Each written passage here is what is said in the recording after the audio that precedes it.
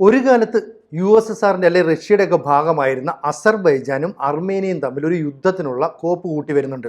അതായത് 2020-21 കാലഘട്ടത്തിൽ ഇരുവരും തമ്മിൽ ഏറ്റുമുട്ടൽ നടന്നിരുന്നു. അന്ന് അസർബൈജാന് മേൽക്കൈ ഉണ്ടായി അല്ലെങ്കിൽ വിജയം നേടിയിരുന്നു. ഇപ്പോൾ വീണ്ടും അത്തരമൊരു ആക്രമണത്തിലുള്ള സാഹചര്യമൊക്കെ ഉരുത്തിരിഞ്ഞു വരുന്നു എന്നാണ് മനസ്സിലാകുന്നത്. ഇപ്പം അർമേനിയയിൽ നിന്നുള്ള ഒരു പ്രതിനിധി സംഘം ഇന്ത്യയിലേക്ക് എത്തിയിട്ടുണ്ട്.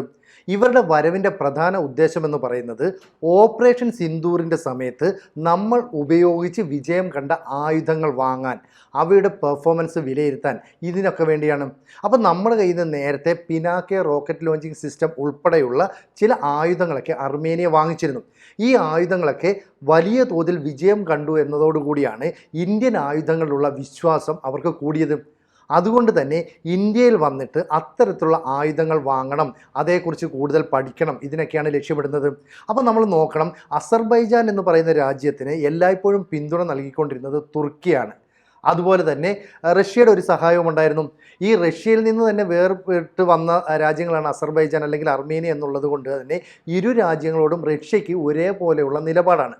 അർമേനിയ ക്രൈസ്തവ ഭൂരിപക്ഷമുള്ള പ്രദേശവും ഈ അസർബൈജാൻ എന്ന് പറയുന്ന ഇസ്ലാം മതത്തിൽപ്പെട്ടവർക്ക് ഭൂരിപക്ഷമുള്ള പ്രദേശവുമാണ്. ഇവിടെ തുർക്കിയുടെ ചില പ്രേരണ കൊണ്ട്, പാകിസ്ഥാൻ്റെ പിന്തുണ കൊണ്ട് അസർബൈജാൻ അർമേനിയയുടെ അതിർത്തിയിൽ എല്ലായ്പ്പോഴും പ്രശ്നങ്ങൾ സൃഷ്ടിച്ചുകൊണ്ടേയിരിക്കും. ഇതിൽ നിന്ന് രക്ഷപ്പെടാൻ വേണ്ടി റഷ്യയോട് സഹായം അഭ്യർത്ഥിക്കുന്നു, ആയുധങ്ങൾ ചോദിക്കുന്നു. പക്ഷേ റഷ്യനും ഉക്രൈനും തമ്മിലുള്ള യുദ്ധം നീണ്ടുപോകുന്നതുകൊണ്ട് തന്നെ ആവശ്യത്തിനനുസരിച്ച് അർമേനിയയ്ക്ക് ആയുധങ്ങൾ നൽകാൻ റഷ്യയ്ക്ക് സാധിക്കുന്നില്ല.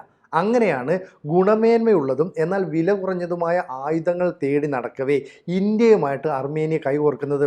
അപ്പം ഇന്ത്യൻ ആയുധങ്ങൾ ഗുണം കുറവുള്ളതാണ് അല്ലെങ്കിൽ കാര്യശേഷി കുറവുള്ളതാണ് എന്ന തരത്തിൽ അസർബൈജാൻ അവരുടെ മാധ്യമങ്ങളിലൂടെ ഉൾപ്പെടെ പ്രചരണം നടത്തിയിരുന്നു. പക്ഷേ പിനാക്കെ റോക്കറ്റ് ലോഞ്ചിങ് സിസ്റ്റം ഇന്ത്യയിൽ നിന്ന് അവർ വാങ്ങി. അതായത് 75 കിലോമീറ്റർ ദൂരെയുള്ള ലക്ഷ്യങ്ങളെ വരെ തകർക്കാൻ കഴിയുന്ന പിനാക്കെ അർമേനിയ വാങ്ങിയതോടുകൂടി അസർബൈജാൻ്റെ പല ആക്രമണങ്ങളെയും അവർക്ക് തകർക്കാൻ കഴിഞ്ഞു. അതിനുശേഷം Swathi weapon locating radar system നമ്മുടെ കയ്യിൽ നിന്ന് വാങ്ങി. അങ്ങനെ അസർബൈജാൻ്റെ ആയുധപ്പുരകൾ എവിടെയാണ്, അവരുടെ റോക്കറ്റ് ലോഞ്ചറുകൾ എവിടെയാണ് വെച്ചിരിക്കുന്നത്, ഇതൊക്കെ തന്നെ കണ്ടെത്താനായിട്ട് കഴിഞ്ഞു. അപ്പോൾ ഇത്തരത്തിലുള്ള ആയുധങ്ങൾ അർമേനിയയ്ക്ക് വളരെയധികം ഗുണപ്പെട്ടു എന്ന് ഇപ്പോഴെത്തിയ പ്രതിനിധി സംഘവും ഇന്ത്യയുടെ അടുത്ത് പറഞ്ഞിട്ടുണ്ട്. അങ്ങനെ റഷ്യയിൽ നിന്ന് മാറി ഇന്ത്യയുമായിട്ട് ഒരു ടൈപ്പ് ഉണ്ടാക്കാനായിട്ട് അർമേനിയ ശ്രമിച്ചു. ഇപ്പോൾ ഇന്ത്യയുമായിട്ട് ഏറ്റവും വലിയ ഡിഫൻസ് പങ്കാളിത്തമാണ് അർമേനിയ വെച്ച് പുലർത്തുന്നത്. വേണമെങ്കിൽ ലോകത്ത് നിന്ന് ഏറ്റവും കൂടുതൽ ആയുധങ്ങൾ ഇപ്പോൾ അർമേനിയയിലേക്ക് ഇറക്കുമതി ചെയ്തു കൊടുക്കുന്നത് നമ്മളാണെന്ന് പറയാം. 2022-24 കാലഘട്ടത്തിൽ മൊത്തം അർമേനിയ ഇറക്കുമതി ചെയ്ത ആയുധങ്ങളിൽ 40% ഇന്ത്യയിൽ നിന്നായിരുന്നു. അപ്പോൾ അസർബൈജാന് മനസ്സിലായി ഈ അർമേനിയയ്ക്ക് ഇന്ത്യൻ ആയുധങ്ങൾ ഉപയോഗിച്ചാണ് നമ്മളെ തകർക്കാൻ ശ്രമിക്കുന്നത്. ശരിക്കും പറഞ്ഞാൽ പഹൽഗാം ആക്രമണ സമയത്ത് പാകിസ്ഥാന് തുർക്കിയും ചൈനയും ഒക്കെ നൽകിയ ആയുധങ്ങളെ നമ്മൾ തകർത്തെറിഞ്ഞു. നമ്മുടെ വ്യോമ പ്രതിരോധങ്ങൾ തകർത്തു. അതുപോലെ തന്നെ പാകിസ്ഥാനിലേക്ക് കയറി നമ്മൾ ആക്രമണം നടത്തി. ഇതെല്ലാം ലോകം ശ്രദ്ധയോടെ വീക്ഷിച്ചു. അതുകൊണ്ടാണ് ഇപ്പോൾ അർമേനിയ അസർബൈജാനെതിരെ നടത്തുന്ന ആക്രമണങ്ങളിൽ അവർ വശം കെടുകയാണ്. അവർ യുദ്ധതന്ത്രങ്ങൾ മാറി മാറി പരീക്ഷിക്കുന്നു. ഒന്നും വിജയം കാണാൻ കഴിയുന്നില്ല. അങ്ങനെ പതുക്കെ അസർബൈജാനും ഇന്ത്യയുമായിട്ടുള്ള ഒരു ആയുധ കരാറിൽ ഉൾപ്പെടാനായിട്ട് താല്പര്യം പ്രകടിപ്പിച്ചു. പക്ഷേ നമ്മൾ പറഞ്ഞു, നമ്മൾ അർമേനിയയുമായിട്ടുള്ള നല്ല ബന്ധമാണ്, നമ്മുടെ ഒരു ഡിഫൻസ് പാർട്ട്ണറായിട്ട് അവർ മാറി, അതുകൊണ്ട് അസർബൈജാന് കൂടി ആയുധങ്ങൾ നൽകാൻ തയ്യാറല്ല എന്ന് പറഞ്ഞു. ഇവിടെയാണ് അസർബൈജാൻ്റെ നിലപാട് പരിങ്ങലായത്. കാരണം തുർക്കി നൽകുന്ന ഡ്രോണുകളെയൊക്കെ തന്നെ ഇപ്പോൾ അർമേനിയയ്ക്ക് തകർക്കാൻ സാധിക്കും. അതുപോലെ തന്നെ ഇസ്രായേലാണ് നേരത്തെ ആയുധങ്ങൾ നൽകിയിരുന്നത്. ഒപ്പം പാകിസ്ഥാൻ്റെ പിന്തുണയുണ്ട്. അപ്പോൾ അങ്ങനെ പാകിസ്ഥാനും ഈ പറയുന്ന തുർക്കിയും അസർബൈജാനും ഒക്കെ ചേർന്നിട്ട് അർമേനിയയെ തകർക്കാമെന്ന് പ്രതീക്ഷിച്ചെങ്കിലും ഇന്ത്യയുടെ സൈനിക സാമ്പത്തിക പിന്തുണ കിട്ടിയതോടുകൂടി അവരുടെ ലക്ഷ്യങ്ങളെല്ലാം തന്നെ തകർന്നു. ഇപ്പോൾ എന്താ സംഭവിക്കുന്നതെന്ന് പറഞ്ഞാൽ എവിടെയും കൊണ്ടുപോയി ഉപയോഗിക്കാൻ കഴിയുന്ന 155 മില്ലിമീറ്റർ അതായത് MM മൗണ്ടഡ് ഗൺ സിസ്റ്റം നമ്മൾ അവർക്ക് കൊടുത്തിട്ടുണ്ട്. അതുപോലെ ടാങ്ക് വേദ ഗൈഡഡ് മിസൈല്, വിവിധ പീരങ്കികൾ, അത്തരത്തിലുള്ള ആയുധങ്ങൾക്ക് പുറമെയാണ് നമ്മളിപ്പോൾ നേരത്തെ പറഞ്ഞിട്ടുള്ള സ്വാതി റഡാർ സംവിധാനം കൊടുത്തു. ഒപ്പം പിനാക്കെ റോക്കറ്റ് ലോഞ്ചിങ് കൊടുത്തു. ഇപ്പോൾ ഇവരുടെ ആവശ്യം എന്ന് പറയുന്നത് നമ്മുടെ ഏറ്റവും പ്രധാനപ്പെട്ട വ്യോമ പ്രതിരോധ സംവിധാനമായ ആകാശ് വേണം. ആകാശ് വാങ്ങണമെന്ന ഉദ്ദേശത്തോടു കൂടി ചില രഹസ്യമായ കരാറുകൾ നമ്മളുമായിട്ട് അവർ പങ്കുവെക്കുന്നുണ്ട്. പക്ഷേ ഈ കാര്യങ്ങളൊന്നും പുറത്തു വരുന്നില്ല. കാരണം റഷ്യയുടെ S-400 അല്ലെങ്കിൽ S-500 കിടപിടിക്കാവുന്ന രീതിയിൽ നമ്മൾ തദ്ദേശീയമായി നിർമ്മിച്ച ആകാശ് വ്യോമ പ്രതിരോധ സംവിധാനമാണ് ചൈനയുടെ, തുർക്കിയുടെ ആയുധങ്ങളെയൊക്കെ നിലംപരിശാക്കിയത്. അതുകൊണ്ടാണ് അത് വേണമെന്ന് പറയുന്നത്. ഇത് മാത്രമല്ല, നമ്മളുടെ വജ്രായുധം എന്ന് വിശേഷിപ്പിക്കാവുന്ന ബ്രഹ്മോസ് വാങ്ങിയാൽ കൊള്ളാമെന്നുള്ള താല്പര്യവും ഇപ്പം അർമേനിയ അറിയിച്ചു. അപ്പം അർമേനിയയുടെ പ്രതിനിധി സംഘം ഇവിടെ വന്നത് പണ്ടത്തെ പോലെ ഇനി അസർബൈജാനോട് തോറ്റു മടങ്ങാൻ ഞങ്ങൾക്ക് താല്പര്യമില്ല എന്ന് വ്യക്തമാക്കിക്കൊണ്ടാണ്. അപ്പം വിലക്കുറവുള്ളതും ഗുണമേന്മയുള്ളതുമായ ആയുധങ്ങൾ അർമേനിയയ്ക്ക് നൽകിക്കൊണ്ട് അർമേനിയയിൽ നമ്മൾ ഒരു താവളം ഉറപ്പിക്കുകയാണ്. അപ്പം അസർബൈജാനും ഈ എർദോഗൻ്റെ തുർക്കിയും ഒക്കെ ചേർന്ന് ചില ഗൂഢ പദ്ധതികളൊക്കെ ആസൂത്രണം ചെയ്യുന്നു. അതിനെ ഇന്ത്യയുമായിട്ട് ചേർന്നും അർമേനിയയ്ക്ക് കൃത്യമായിട്ട് തകർക്കാൻ കഴിയും. ഇപ്പോൾ സ്വാഭാവികമായിട്ടും അസർബൈജാനെക്കാട്ടിയും വലിയ രാജ്യമാണ് പാകിസ്ഥാൻ. ആ പാകിസ്ഥാൻ വിചാരിച്ചിട്ട് ഈ പറയുന്ന ഓപ്പറേഷൻ സിന്ദൂറിൻ്റെ സമയത്ത് ഇന്ത്യയെ ഉപദ്രവിക്കാൻ കഴിഞ്ഞില്ല. മാത്രമല്ല അവരുടെ സൈനിക താവളങ്ങൾ, അതുപോലെ തന്നെ ഭീകരവാദികളുടെ കേന്ദ്രങ്ങൾ, ഇതെല്ലാം തന്നെ നമ്മൾ തകർത്തു. ഇത്തരത്തിലൊരു മുന്നേറ്റം നടത്തിയത് കൊണ്ട് തന്നെ അർമേനിയയ്ക്ക് നമ്മുടെ കയ്യിൽ നിന്ന് കൂടുതൽ ആയുധങ്ങൾ വാങ്ങണമെന്നുള്ള താല്പര്യമുണ്ട്. നമ്മൾ കൊടുത്ത ആയുധങ്ങളൊക്കെ കൃത്യമായ ലക്ഷ്യങ്ങൾ ഭേദിച്ചു, അവരുടെ ആക്രമണങ്ങളെ കൃത്യമായി പ്രതിരോധിച്ചു. ഇത് ഔദ്യോഗികമായ ഒരു പ്രസ്താവനയിലൂടെ തന്നെ അർമേനിയ നമ്മളെ അറിയിച്ചിരിക്കുകയാണ്. അതുകൊണ്ട് തന്നെ ഇന്ത്യ പുതുതായിട്ട് നിർമ്മിക്കുന്ന ആൻറ്റി ഡ്രോൺ സിസ്റ്റവും നമുക്ക് വേണം എന്ന് അവർ ആവശ്യപ്പെട്ടിരിക്കുകയാണ്. അപ്പോൾ തുർക്കിയുമായി ചേർന്ന് അസർബൈജാൻ ഇത്തരത്തിലൊരു ആക്രമണം നടത്തിയാൽ ഇനി ഞങ്ങൾ അതിനെ അനുവദിക്കില്ല. അതായത് നാഗർണോ കറാബക്ക് മേഖലയെ ചൊല്ലിയാണ് ഈ അസർബൈജാനും അർമേനിയയും തമ്മിലുള്ള തർക്കം. ഒരു പ്രാദേശിക മേഖലയെന്ന് വേണമെങ്കിൽ പറയാം.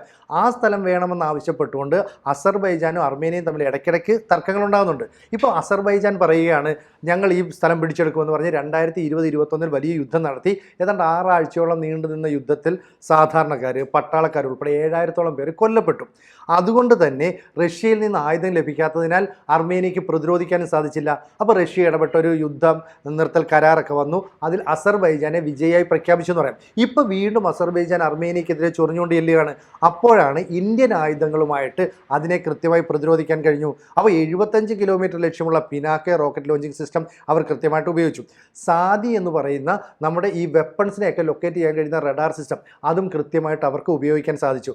അങ്ങനെ യുദ്ധമുഖത്ത് മാത്രം ഉപയോഗിച്ച് പരീക്ഷിച്ച് വിജയം കണ്ട നമ്മുടെ ആയുധങ്ങൾ അർമേനിയയും കൃത്യമായി ഉപയോഗിച്ചു അസർബൈജാൻ്റെ ആക്രമണങ്ങളെ ഒന്നിനു പുറകെ ഒന്നായിട്ട് പരാജയപ്പെടുത്തുകയും ചെയ്തു. ഇപ്പോൾ അർമേനിയ പറയുന്നത് എന്താണെന്ന് വെച്ചാൽ വെറുതെ ആയുധങ്ങൾ വാങ്ങിക്കുന്ന ഒരു കരാർ അല്ലെങ്കിൽ ഒരു ബന്ധം മാത്രമല്ല ഇന്ത്യയുമായിട്ടുള്ളത്. കാരണം കാര്യക്ഷമത കൂടി ആയുധങ്ങൾ ഇന്ത്യക്ക് നൽകുന്നുവെന്ന് മാത്രമല്ല ഈ വെപ്പൺസ് കൃത്യമായി ഉപയോഗിക്കാനുള്ള പരിശീലനവും ഇന്ത്യ നൽകുന്നുണ്ട്. മാത്രമല്ല ഈ ആയുധ കച്ചവടത്തിന് ശേഷവും ഇന്ത്യൻ പ്രതിരോധ കമ്പനികൾ നേരിട്ട് അർമേനിയയ്ക്കെല്ലാം പിന്തുണയും നൽകുന്നു. അങ്ങനെ സാധാരണഗതിയിൽ ഒരു രാജ്യവും ചെയ്യാത്തതാണ്. അപ്പോൾ ഇന്ത്യയെ സംബന്ധിച്ചിടത്തോളം പല മേഖലകളിലായിട്ട് തങ്ങളുടെ സ്വാധീനം ഉറപ്പിക്കണം. അപ്പോൾ റഷ്യയ്ക്ക് കൃത്യമായിട്ട് ആയുധങ്ങൾ ഈ അർമേനിയയ്ക്ക് നൽകാൻ കഴിയാത്തതിനാൽ റഷ്യ തന്നെ സജസ്റ്റ് ചെയ്യുന്നു ഇന്ത്യയുടെ പേര്. അതുകൊണ്ട് തന്നെ ഇപ്പോൾ റഷ്യയ്ക്കപ്പുറം ഒരു ബന്ധം ഇന്ത്യയും ഈ അർമേനിയയും തമ്മിൽ ഉണ്ടാവുകയാണ്. അത് ലോകത്തിന് തന്നെ ഒരു ഞെട്ടലുളവാക്കുന്ന കാര്യമാണ്. കാരണം നിലവിൽ മീഡിയയിലൂടെ ഉൾപ്പെടെ അസർബൈജാൻ ഇന്ത്യയെ വളരെ മോശമായിട്ട് ചിത്രീകരിക്കാൻ ശ്രമിച്ചെങ്കിലും അതിനെ വാക്കുകളിലൂടെയല്ല നമ്മൾ മറുപടി നൽകിയത്. പകരം അർമേനിയയ്ക്ക് നമ്മുടെ തന്ത്രപ്രധാനമായ ആയുധങ്ങൾ നൽകിയിട്ട് അസർബൈജാൻ്റെ ആക്രമണത്തെ പ്രതിരോധിക്കുകയാണ് ചെയ്തത്. ഇത് അവർ മനസ്സിലാക്കുകയും ചെയ്യുന്നുണ്ട്. അതുകൊണ്ട് തന്നെ ഏതാണ്ട് 1-2 വർഷത്തിനുള്ളിൽ ഒരു വലിയ യുദ്ധത്തിലേക്ക് അസർബൈജാനും അർമേനിയയും ഉൾപ്പെടെയുള്ള മേഖലകൾ കടന്നു പോകാനുള്ള സാധ്യത ഉരുത്തിരിഞ്ഞു വരുന്നു. അതായത് എർദോഗൻ്റെ തുർക്കി എല്ലാ പിന്തുണയും നൽകുന്നു, പാകിസ്ഥാൻ്റെ ആയുധങ്ങൾ നൽകുന്നു, ചൈനീസ് നിർമ്മിത ആയുധം എത്തിച്ചു കൊടുക്കാമെന്നൊക്കെ പറഞ്ഞുകൊണ്ട് അസർബൈജാന് വലിയ പിന്തുണ നൽകുന്നു. പക്ഷേ ഇത്രയും രാജ്യങ്ങളുടെ പിന്തുണയെ എതിർക്കാനായിട്ട് ഇന്ത്യ എന്ന് പറയുന്ന ഏഷ്യയിലെ ഒരു ശക്തിയുടെ മാത്രം സഹായം മതിയെന്നാണ് അർമേനിയ പറയുന്നത്. അതുകൊണ്ടാണ് പ്രതിനിധി സംഘത്തെ ഇന്ത്യയിലേക്ക് അയക്കുന്നു. ആകാശ് വ്യോമ പ്രതിരോധ സംവിധാനം, ബ്രഹ്മോസ് മിസൈൽ ഉൾപ്പെടെയുള്ളവ വാങ്ങാൻ ഇന്ത്യയുമായിട്ട് കരാറിൽ ഒപ്പിടാൻ കഴിയുമോ എന്നാണ് അവർ പരിശ്രമിക്കുന്നത്. നമ്മൾ ഇത്തരത്തിലുള്ള ആയുധങ്ങൾ കൊടുക്കുമ്പോൾ കാര്യക്ഷമതയ്ക്ക് മാത്രമല്ല ഊന്നൽ നൽകുന്നത്, രാജ്യങ്ങൾ തമ്മിലുള്ള നയതന്ത്ര ബന്ധം മെച്ചപ്പെടുത്താനും വളർത്തിക്കൊണ്ട് വരാനും ശ്രമിക്കും. ഇതിന് മോദി കൃത്യമായ തന്ത്രങ്ങൾ ആവിഷ്കരിച്ചിട്ടുണ്ട്. അതിന് നമ്മുടെ ഭരണകൂടം എല്ലാ പിന്തുണയും നൽകുന്നു. അപ്പോൾ നമ്മുടെ സൈന്യത്തിൻ്റെ എല്ലാ പിന്തുണയും ഇനി അസർബൈജാൻ്റെ ഭാഗത്തുനിന്ന് ഒരു ആക്രമണം ഉണ്ടായാൽ അർമേനിയയ്ക്ക് ലഭിക്കും. അതാണ് ഞാൻ നേരത്തെ സൂചിപ്പിച്ചതുപോലെ ആയുധങ്ങൾ മാത്രമല്ല സൈനിക കരാറിലും ഏർപ്പെടുന്നു. എന്ന് പറഞ്ഞാൽ സൈനിക സാമ്പത്തിക പിന്തുണ ഇനി ഇന്ത്യ അർമേനിയയ്ക്ക് നൽകും. ശരിക്കും പറഞ്ഞാൽ അസർബൈജാൻ്റെ നെഞ്ചത്ത് കയറിയിരുന്ന് അർമേനിയ പൊട്ടിക്കുകയാണെങ്കിൽ അതിൻ്റെ പിന്നിൽ പ്രേരക ശക്തിയായി നിൽക്കുന്നത് ഇന്ത്യയാണ്. ഇത് അസർബൈജാനെ വല്ലാതെ ഭയപ്പെടുത്തുന്നു. അങ്ങനെ ഇന്ത്യയുമായിട്ടൊരു കരാറിലേക്ക് എത്താൻ അസർബൈജാൻ ശ്രമിച്ചെങ്കിലും നമ്മൾ ആ താല്പര്യത്തെ നിഷ്കരണം തള്ളിക്കളയുകയും ചെയ്തു. അങ്ങനെ അർമേനിയയുമായിട്ട് ഇന്ത്യ ഒരു വലിയ കരാറിലേക്ക് ഏർപ്പെടുന്നു. 2022-24 കാലഘട്ടത്തിൽ അവർ വാങ്ങിയ ആയുധങ്ങളിൽ 40% ഇന്ത്യയിൽ നിന്ന് തന്നെ ആയതിനാൽ കൂടുതൽ ആയുധങ്ങൾ ഇനിയും വാങ്ങാനുള്ള കരാറുകളിലേക്ക് കടക്കുന്നു. ആകാശ് വ്യോമ പ്രതിരോധ സംവിധാനം, ബ്രഹ്മോസ് മിസൈൽ ഇവയുൾപ്പെടെ നൽകുമോ എന്ന കാര്യത്തിൽ ഇനി ഇന്ത്യൻ ഭരണകൂടമാണ് അന്തിമ തീരുമാനമെടുക്കേണ്ടത്. എന്തായാലും തുർക്കിയുടെ പിന്തുണയിൽ കളിച്ചുകൊണ്ടിരുന്ന അസർബൈജാൻ കുറച്ചൊന്നുമല്ല ഇപ്പോൾ ഭയപ്പെടുന്നത്. കൂടുതൽ വാർത്തകളും വിശേഷങ്ങളും നിങ്ങളിലേക്ക് എത്താൻ ABC മലയാളം സബ്സ്ക്രൈബ് ചെയ്യുക, ബെൽബട്ടനും അമർത്തുക.